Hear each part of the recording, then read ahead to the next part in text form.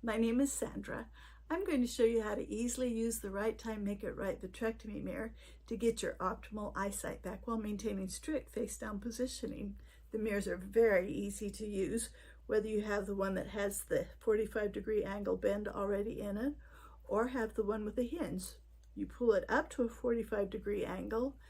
You have the sticker towards you, the top mirror is pointed at what you want to see, and you look down into the bottom mirror. Because the bottom mirror is a reflection, you're going to have everything right side up and print readable. I can see my 72-inch or larger TV. I can see from one side of the room to the other side of the room. I can tilt it up to see the ceiling or what's in the cupboards or the birds, or I can tilt it down and see what's on the floor.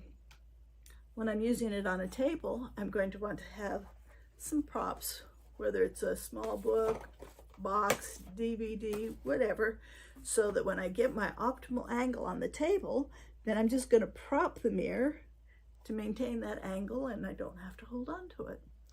Best wishes for a speedy and complete recovery. Thank you for finding the mirror. Bye.